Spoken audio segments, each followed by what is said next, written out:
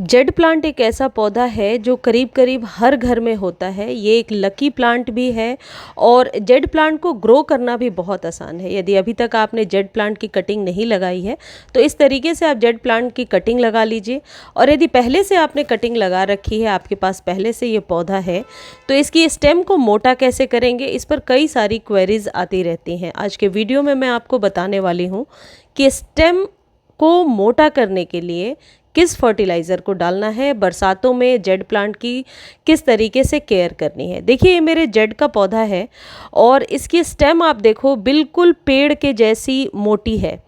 और container size भी आप देख लीजिए, 5 इंच के कंटेनर में ही लगा हुआ है। जेड प्लांट जैसे जैसे पुराना होता जाता है इसकी स्टेम मोटी होती जाती है। और साथ ही साथ यदि ये खाद यदि आप रेगुलरली देते जाते हैं तो जेड के पौधे की ग्रोथ भी अच्छी होती है और जेड का पौधा देखने में खूबसूरत भी होता है। जेड के पौधे को यदि बरसात में आपने बाहर रख रखा है तो आप देखेंगे आपके पौधे में बहुत सारे फंगस क्रिएट होने लगे हैं। तो 1-2 बारिश के पानी के बाद आप इसे ऐसी जगह पे रख दे जहाँ धूप तो आती है लेकिन ज़्यादा बारिश का पानी ना मिले इसे। जेड की कटिंग लगाकर आजकल बोनसाई बनाने का बहुत ही ट्रेंड है, या फिर इसे टोपियारी आप बना सकते हैं। टोपियारी बनाना मैं ज़रूर आज आपको सिखाऊंगी। बोनसाई मैं नहीं बनाती हूँ क्योंकि वास्तु के हिसाब से बोनसाई को घर में रखना किसी भी ग्रोथ को रोकने जैसा होता है। तो हो सकता है बहुत लोग मेरे विचार से सहमत ना हो, लेकिन मैं बोनसाई नहीं बनाती हूँ और यदि आप उसका तरीका पूछेंगे तो किसी वीडियो में मैं आपको बता दूँगी। देखिए, जो जेड प्लांट है इसकी पत्तियों के अंदर पानी होता है, यानी जितने भी सकुलेंट टाइप के प्लांट होते हैं उनकी पत्तियां मोटी होती हैं, फ्लैशी होती हैं और पत्तियों में पानी भरा होता है। ये रीज़न है कि जेड प्लांट को जब आप अंडर वाटर करेंगे या ओवर वाटर करेंगे तो जेड प्लांट की पत्तियां सिकुड़ने लगती हैं।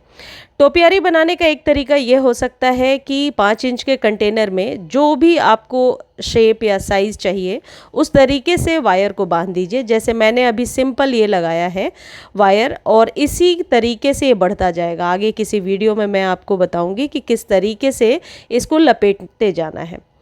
तो जेड प्लांट यदि इस तरीके से गीला है, देखिए बरसात में यदि इसकी मिट्टी इतनी गीली रहेगी तो इसकी पत्तियां बिल्कुल सिकुड़ी हुई सी नज़र आएंगी और पत्तियों में कोई भी आपको शोभा नहीं नज़र आएगी, जैसा ये दिख रहा है।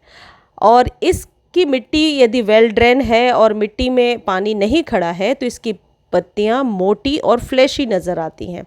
जेड प्लांट बिल्कुल शेड में ग्रो नहीं होता है, ये पूरे दिन के सनलाइट में भी बहुत ही अच्छे से ग्रो हो जाता है। जेड प्लांट को 2 कंडीशंस में आप ग्रो कर सकते हैं, या तो पूरे दिन के सनलाइट में रख दीजिए या फिर ऐसी जगह पे रखिए जहाँ छनकर धूप आती हो। लेकिन हमेशा एक चीज़ याद रखें, जेड प्लांट को कभी भी छोटे कंटेनर में ही लगाना चाहिए। जेड प्लांट को यदि आप बड़े कंटेनर में लगाएंगे तो किसी भी सिचुएशन में ऐसा होगा कि जेड प्लांट अचानक सूखना शुरू हो जाएगा और पत्तियां गिराने लगेगा। देखिए, इसकी पत्ती जो इतनी पतली नज़र आ रही है, इसकी पत्तियों में पानी होता है। इस वजह से यदि आप कभी बहुत ज़्यादा पानी दे देते हैं या आपके जेड प्लांट के पत्ते में मिट्टी में पानी खड़ा होता है तो इसकी पत्तियां सबसे पहले हेवी होकर के गिरने लगती हैं क्योंकि ऑलरेडी इसमें पानी है।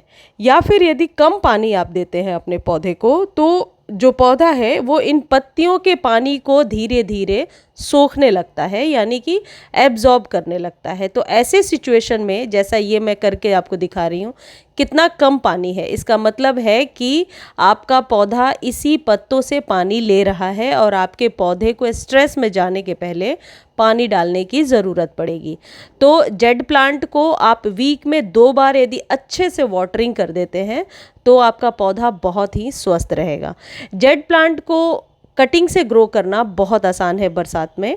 इसकी आप कोई भी सेमी वुड कटिंग ले लीजिए। सेमी वुड कटिंग ये है जो न्यू अभी ग्रोथ नहीं है और बहुत पुरानी भी नहीं है। वो जो ग्रोथ है वो करीब 3-4-5 महीने पुरानी हो। देखिए, जैसे मैंने लगा रखा था, अभी जुलाई के फर्स्ट वीक में लगाया था मैंने, और अब मैं इसकी ग्रोथ आपको दिखा रही हूँ कि कितनी अच्छी ग्रोथ हो गई है। जब कभी आप जेड प्लांट की कटिंग लगा रहे हैं तो सॉइल मीडिया किस तरीके की होगी ये भी मैं आपको बता देती हूँ। 50% गार्डन सॉइल में आप 30% सैंड मिला लीजिए और 20% में वर्मी कंपोस्ट और नीम खली बराबर मात्रा में।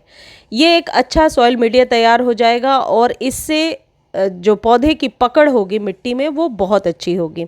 यदि आप कंपोस्ट ज़्यादा करेंगे, सक्लेंट में शुरू में यदि कंपोस्ट हम ज़्यादा दे देते हैं तो कई बार पत्तियां पीली होकर के गिर जाती हैं। तो ओवर कंपोस्ट, ओवर फर्टिलाइज्ड कभी भी जेड प्लांट को नहीं करना है। लेकिन जेड प्लांट आप अपने घर में ज़रूर लगाइए। गुड लक प्लांट के नाम से इसे जानते हैं, लेकिन ये घर के अंदर ग्रो नहीं हो सकता है। जेड प्लांट को सन की रिक्वायरमेंट होती है, ओवर वाटर नहीं करना है। और एक चीज़ और है, जब कभी भी आप इस पौधे को लगा रहे हैं, जैसे आप देख रहे हैं मैं मिट्टी को बहुत अच्छे से दबा रही हूँ। कई बार हमारे प्लांट्स इसलिए ख़राब हो जाते हैं क्योंकि मिट्टी में ऐसे ही दबा दिया, मिट्टी ऑलरेडी भुरभुरी है और फिर एयर बबल नीचे तक जाता है तो नए प्लांट को सूखने में वो और हेल्प कर देता है और प्लांट सूख जाता है। तो जहाँ कहीं भी आप इसे लगा रहे हैं मिट्टी को अच्छे से दबाइए ताकि ऊपर से जब आप पानी दें तो प्लांट उस जगह से खिसके ना और या फिर थोड़ा इधर उधर ना हो। अब मुझे उम्मीद है कि आपको इतना समझ में आ गया होगा कि जेड प्लांट की रिक्वायरमेंट्स क्या क्या होती हैं। अब फर्टिलाइज़र की बात है। पहले से जेड प्लांट है आपके पास तो 15 दिनों में एक बार आप वर्मी कंपोस्ट 1 चम्मच दे देंगे, बरसातों में 1 चम्मच नीम खली भी दे देंगे। और जो ज़रूरी खाद है वह है कैल्शियम। जेड प्लांट के पत्तों को चमकदार और सुंदर बनाने के लिए आपको कैल्शियम युक्त खाद देना होगा। मैं कैल्शियम के 2 अल्टरनेटिव बता दूंगी कि यदि आप ये नहीं दे सकते तो होममेड कैल्शियम किस तरीके से दे सकते हैं। और कल मेरे से किसी मेरे बहुत ही प्यारे व्यूअर ने पूछा है कि यदि ये कैल्शियम नहीं दे सकते तो होममेड आप कुछ ट्रीटमेंट बता दीजिए। देखिए, सबसे पहले यदि आपके पास स्टोन डस्ट है, आप यूज़ करते हैं और बोन मिल है, तो 1 चम्मच बोन मिल 15 दिनों पर दीजिए और 1 चम्मच स्टोन डस्ट दीजिए। कैल्शियम का बहुत अच्छा ये स्रोत होता है और आसानी से नर्सरी पर आपको मिल जाएगा।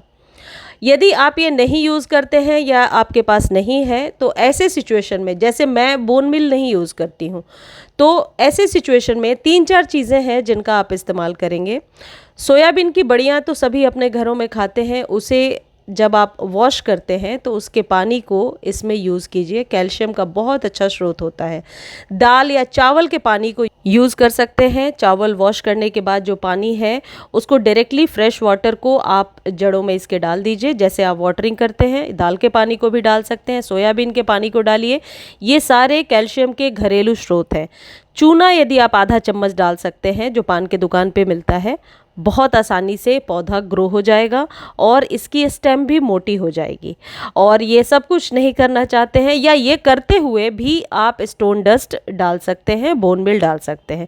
यानी कैल्शियम बहुत ही ज़रूरी है जेड प्लांट के लिए। जेड प्लांट की एक कटिंग से बहुत सारी कटिंग्स को तैयार किया जा सकता है। जैसा आप देख रहे हैं मैंने बहुत सारी कटिंग्स लगा रखी हैं।